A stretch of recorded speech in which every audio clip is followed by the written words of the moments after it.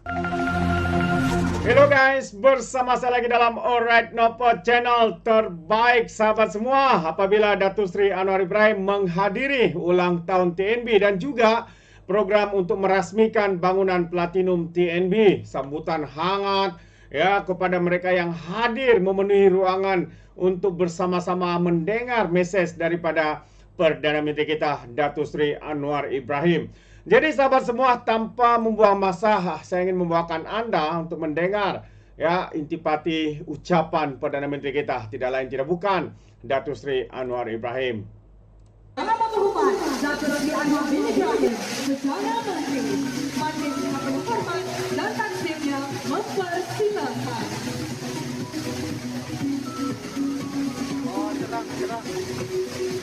Assalamualaikum warahmatullahi wabarakatuh. Waalaikumsalam. Salam sejahtera. Alhamdulillahirabbil alamin. Nahmaduhu wa nusalli ala rasulil karim wa ala alihi wa sahbihi ajma'in. Surah Fahmi Fadil di komunikasi Nasir Razak Majid, Gurusi dan seluruh pengurusan keluarga dan tenaga kerja TNB, terima kasih atas penghargaan diberikan dan kesempatan untuk bersama-sama.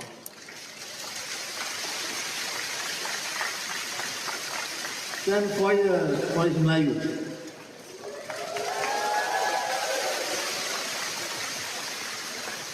Ini kerana ramai old boy di TNB. Alhamdulillah kita panjatkan setinggi-tinggi kesyukuran kepada Allah SWT.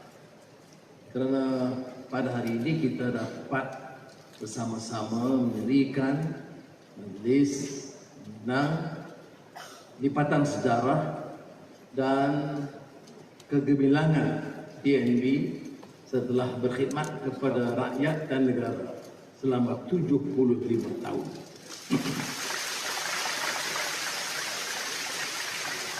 Tapi yang menarik dalam pencapaian ini ialah kesediaan pengurusannya untuk melakukan anjakan yang sesuai dengan tuntutan zaman. Ada ketika awal di mana fokusnya itu menyediakan bekalan listrik kepada negara dan rakyat, tetapi ada pemusatan terutama setelah perubahan kerajaan di bawah pimpinan Tun Abdul Razak, di mana penekanan tentang kemudahan elektrik luar bandar, desa dan pedalaman ditingkatkan. Dan selepas itu diperkenalkan perswastaan, dan pada masa itu saya baru lagi ambil alih Jabatan Kementerian Kewangan dan saya kenang benar jasa dan komitmen dan khidmat cemerlang oleh pengurusan terutama di bawah pimpinan Tan Sri Andi Aruf, Allahyarham.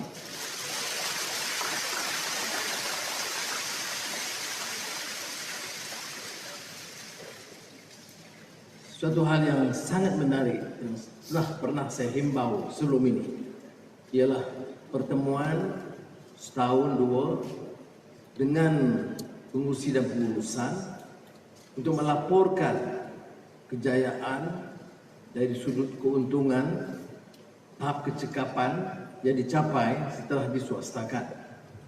Saya mula dengan mengucapkan penghargaan kepada mereka dan terus saya tekankan bahawa ada tugas-tugas utama. Dia bukan satu syarikat korporat yang harus bangga dengan keuntungan dan tahap kecekapan, tetapi harus prihatin. Pertama, biar ada pembelaan yang wajar dan adil kepada setiap pengurus dan pekerja serendah-rendahnya.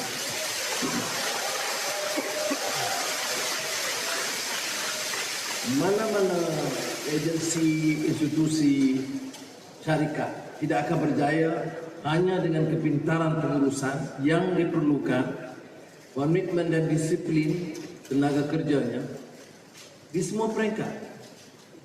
Kita lihat satu dewan yang bersih, mana yang tukang membersihkan itu harus dipikir. Kita ada persediaan makanan, maknanya yang menyediakan makanan harus dipikir. Itu pendekatan kita. Apalagi apabila kita perkenalkan konsep negara madani Mau negara itu pacu pertumbuhan yang mampan dan segar, yang lebih rancak, tetapi tidak tinggal dasar yang semasa, tuntutan baru, termasuk transformasi digital, transisi tenaga, dan perindustrian. Kalau dibilang semiconductor, the front end, semua itu harus diambil kira. Tapi dalam masa yang sama, kecekalan kita dalam memastikan bahawa kita itu istimewa kerana kita itu manusiawi, kerana kita ambil berat dan prihatin prinsip ihsan, compassion, dan menghargai setiap sumbangan semua pekerja di semua peringkat. Barulah korporat itu menjadi suatu tradisi dan budaya yang sihat.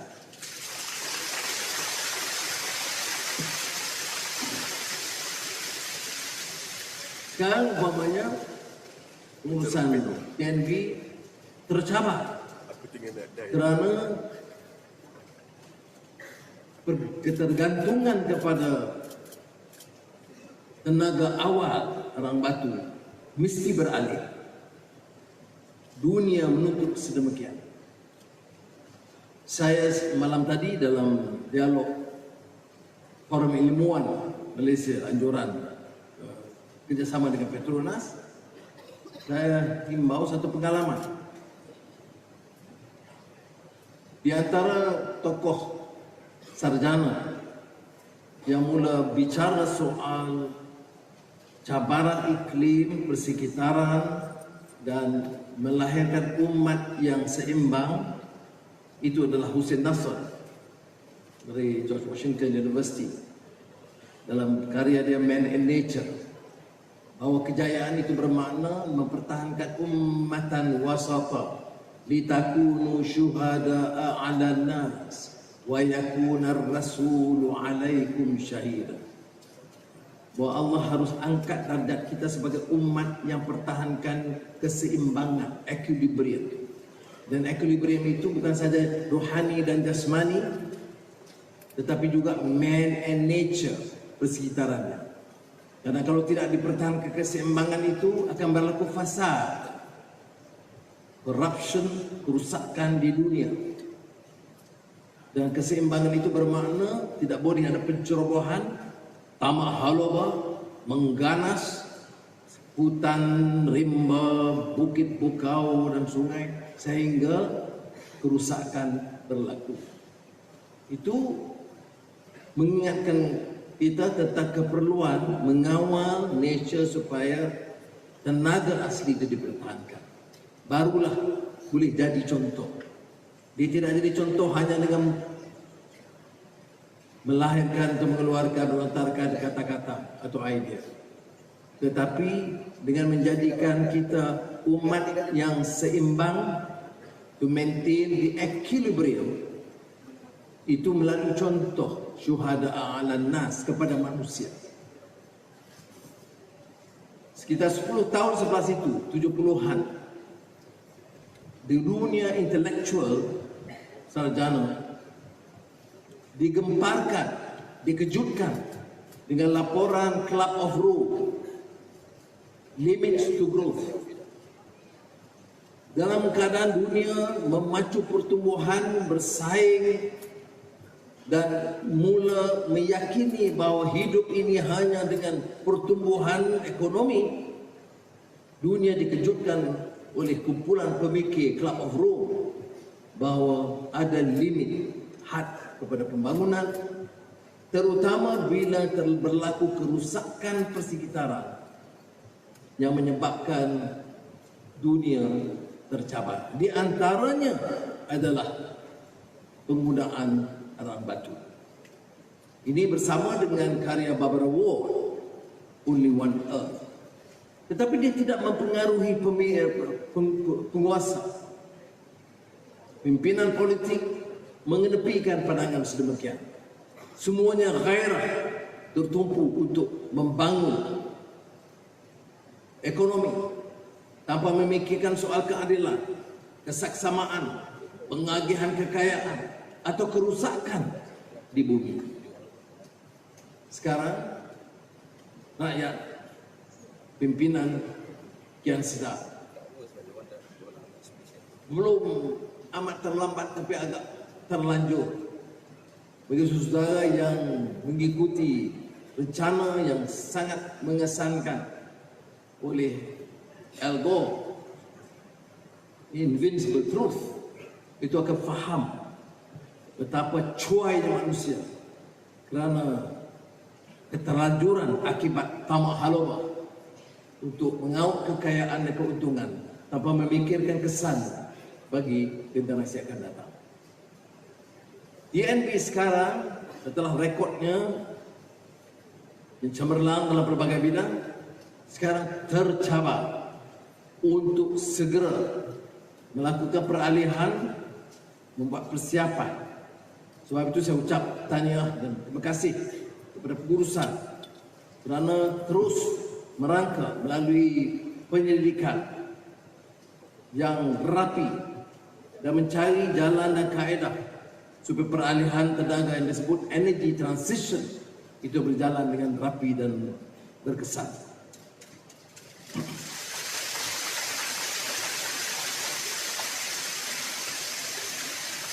Dan sekarang sudah tahu tentang TNB dengan Green Building Index, dengan laluan Green Lane Pathway. Ini semua istilah-istilah baru yang tak pernah didengar, difikirkan oleh pengurusan lama. Ini yang saya sebutkan, kalau istilah Jerman kita Zeitgeist, tuntutan zaman. Kalau kita mau maju dan pastikan Malaysia ini berjaya, kita harus punyai keupayaan, kecekalan untuk bertindak, merubah, bertindak dengan segera dan dengan berani.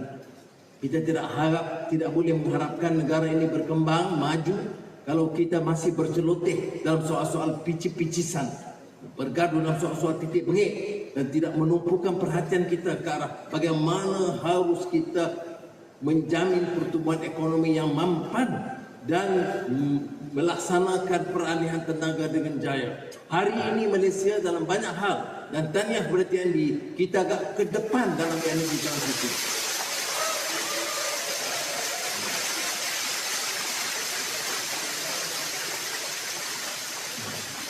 Itu kan tidak kita puji-puji ni, saya baru bagi kopi kosong. Dan ada yang ditekankan, malah kesediaan TNB kerana sekarang ada umpamanya third party access. Saya faham benar kerana ini membesarkan TNB. Ini laluan tradisionalnya untuk mengaut keuntungan, dan ini dipatahkan dengan dasar yang memberikan ruang third party access. Kemudian penambahan kemudahan solar, dan sekali lagi TNB dengan kebijaksanaannya menerima ini adalah kenyataan baru yang mesti diterima dan dijayakan. Maknanya kita harus beralih kepada bidang lain. Apa dia kelemahan besar kita? Kita akan kongsikan ASEAN tahun depan. Dan apa dia fokus kita? Dua-dua melibatkan TNB. Ini cabaran besar. Better get cracking, I tell you. Two main challenges and priorities for ASEAN when we assume the championship next year. To ensure that we, Malaysia and the region, becomes a major hub for energy in this region. And secondly, to ensure that there is what is called as ASEAN grid,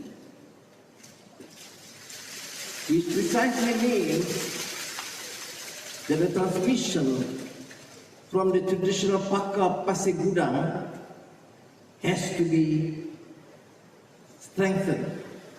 New facilities, whether it is energy from Sarawak to Johor or from Laos to Singapore through Malaya.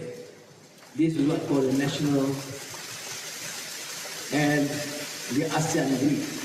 Ini capaian besar kerana jumlah pelaburan itu puluhan bilion ringgit, dan saya percaya TNB sekarang sedang merangka bidang itu, memikirkan bagaimana harus kita jayakan. Dan kerajaan sedar bahawa pelaburan ini terlalu besar, dan kerajaan sedang memikirkan hala cara supaya TNB bersama dengan kelompok yang lain menjayakan ASEAN Grid. Saya juga ucap terima kasih kerana saya di antara yang menekankan urusan tahunan tentang kecepatan, kepesatan langkah-langkah yang diambil. Dan walaupun hari ini nampak saya cakap manis-manis, tapi pihak pengurusan tahu. Saya kata umpamanya kerjasama TNB Petronas untuk pastikan tenaga terapung di Kenyir disegerakan. Dan saya ucap terima kasih walaupun saya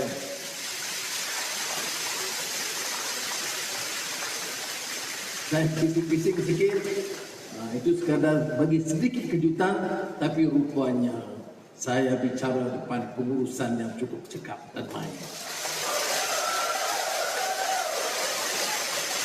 Malah mereka telah siapkan peluncurannya di Kenyir bulan lalu, tapi kebetulan saya baru lagi pulang tengah malam itu dari Vientiane, dan Azizah agak kurang sihat. Saya kata dalam menghadapi lalui liku-liku hidup yang getir, pasang surut, lebih banyak surut dari pasang.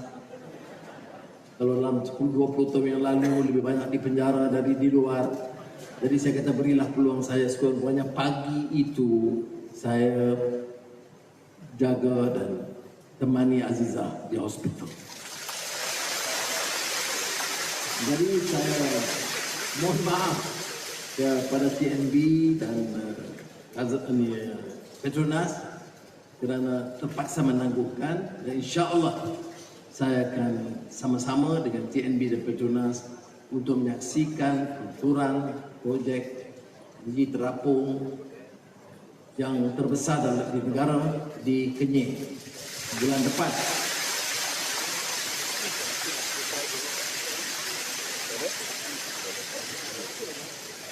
Baik, yang lain soal-soal teknikal itu bukan kerja saya. Ini kerja juru-juru pakar-pakar TNB. Dan seperti yang saya sebut tadi, kalau sudah tahu ikuti perkembangan TNB ini, saya tahu pernah sebab LLN dulu pejabatnya dekat dengan Yayasan anda, pejabat ABIM di jalan di mana? Dekat Universiti Melaya, jalan universiti. Jadi saya beritahu Tan Sri Razak rahsia, dia tak tahu sebab dia elit atasan sedikit. Saya beritahu dia rahsia. Sepanjang saya hidup gelora dengan tekanan, itu dukungan daripada tenaga daripada LLN TNB itu sangat mengesat. Terima kasih banyak.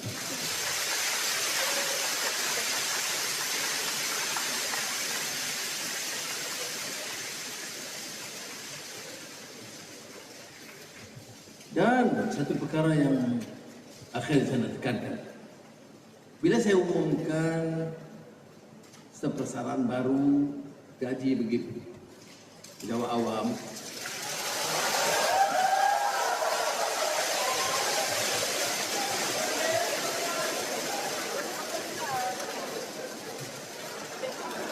dan sudah dia tidak mudah kerana hasil kerajaan betul menambah, tapi hutangnya 1 trilion lebih. Dan saya sebab itu sudah lihat, saya tekan sama tata kelola, jangan izinkan mana-mana pimpinan curi harta rakyat.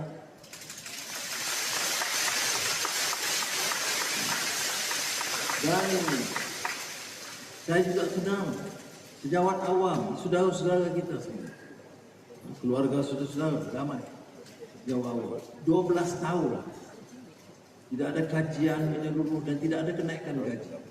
Kalau saya nak naik 1-2% bagi saya tak sampai hati. Saya bagi message bahawa dalam kerja ini kita harus kerja dengan serius, dengan bertanggungjawab, kerana kita bertanggungjawab kepada Allah SWT. Kullukum ra'in wa kullukum mas'ulun an ra'iyatihi. Kita bertanggungjawab akhirnya kepada rakyat, kepada Allah Taala. Tetapi bagi kerajaan haruslah ada tanggungjawab. Sebab itu saya umumkan perluasan, dan dalam sistem saya itu berbeza daripada dulu. Apa berbeza? Yang pengurusan atasan naik sedikit. Pengurusan bawah naik banyak. Supaya tidak berlaku terlalu tinggi kesenjangan. Kesenjangan itu tidak membengkak, membedakan di antara dua sumber pendapatan. Ini saya cakap soal urusan kerajaan, bukan syarikat, termasuk TNB. Dan kos untuk 2025 adalah 10 bilion ringgit tambahan. Tetapi saya fikir dan renung, saya nak mereka kerja lebih kuat, saya lebih keras terhadap penyelewengan, kemalasan, lembab, malas, kecurangan, rasuah. Kalau saya minta mereka bekerja lebih kuat dan mau produktiviti lebih baik, hasil lebih baik, maka wajarlah saya naikkan, dan alhamdulillah disambut baik. Naik sebagian bulan Disember, kemudian tambahan bulan Januari dan bonus bulan Februari. Ini sudah ada kena-mengena dengan TNB.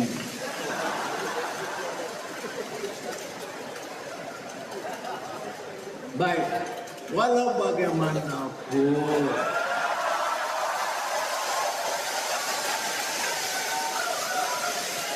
saya ucapkan terima kasih kepada pengurusi dan lembaga pengarah dan pengurusan tertinggi TNB kerana bersetuju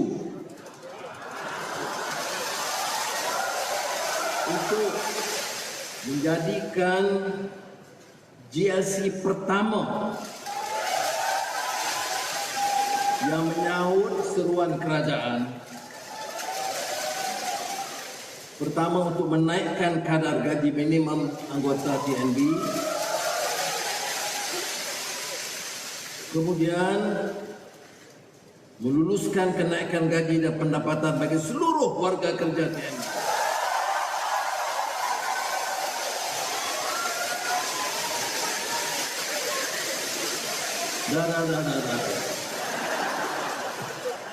Saya lihat pengurusan dan pengurusi dan bimbang apa lagi anuan. Jadi saya syukur, alhamdulillah dapat bersama-sama. Ada beberapa program Pendo, Bumi Putra, kemiskinan, pendidikan anak-anak, perumahan mereka, semua itu harus difikirkan. Karena saya tidak menilai kejayaan TNB hanya semata-mata, walaupun penting dari segi keuntungan, tetapi menjadi satu syarikat yang gagah, yang mencatat keuntungan, dapat menjalankan dengan berkesan, efisien, tetapi menjaga kebajikan anak buahnya. Assalamualaikum warahmatullahi wabarakatuh. Terbaik sahabat-sahabat semua, itu dia kongsian daripada Datuk Seri Anwar Ibrahim, sekaligus juga ya memberikan berita baik untuk pekerja-pekerja di TNB, yang mana TNB syarikat JLC pertama yang menyahut seruan kerajaan untuk menaikkan gaji minimum kepada RM1,700 terbaik. Jadi sahabat semua, tahniah sekali lagi. Ya, dan sekiranya anda memberikan sebarang komen, pandangan yang anda boleh berikan di dalam ruangan komen. Jadi izinkan saya untuk mengundurkan diri, dan seperti biasa peribahasa mengatakan dapat kangkap 2 tahun keinginan. Dalam bahasa Melayunya, tepuk dada, tanya selera. Sekian saja daripada Alright Nopo Channel. Saya kita berjumpa lagi. Bye bye.